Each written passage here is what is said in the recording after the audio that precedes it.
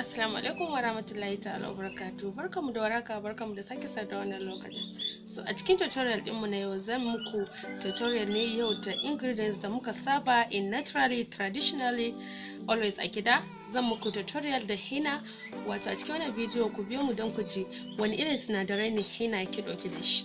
Wasu sun san cewa yana da matukar amfani wajen abubuwa da dama, like yadda muka sani yana da matukar amfani almost kamar magani ne, is 99 more especially mu mata yana da matukar amfani gare mu. So ku biyo mu cikin wannan bidiyon don ku ji wani irin sinadarai ne yake dauke da shi domin gyaran skin din mu.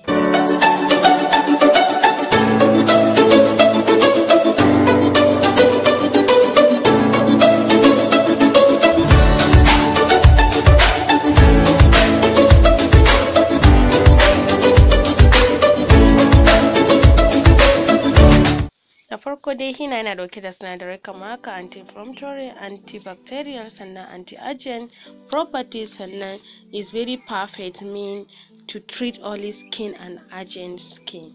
So wannan yana da matukar amfani, henna kaɗan daga cikin henna kenan. So barkamu da dawowa. Abu na farko shine zan buƙaci bowl ɗina kamar haka, daga gani my favorite bowl.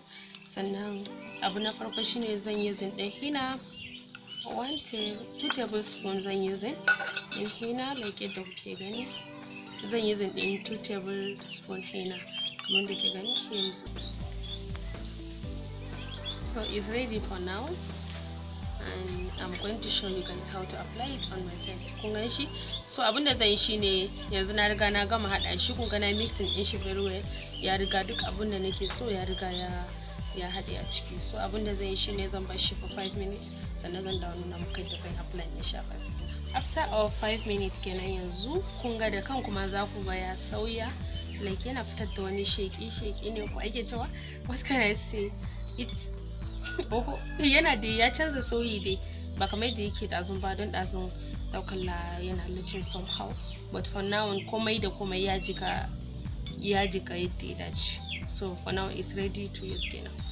This is what I mean. So I'm going to apply it. So idan kika so zaki amfani da hannunki, idan kika so zaki amfani da blush, but ni tunda na samu satar amsa, why not na using din spoon din na yi da shi.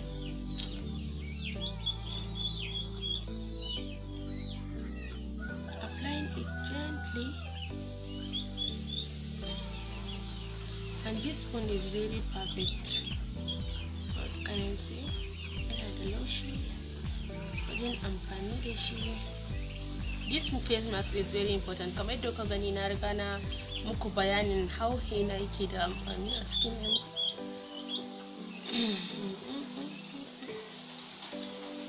And even Islamically, we already know that the henna is very important for our skin and for our bodies.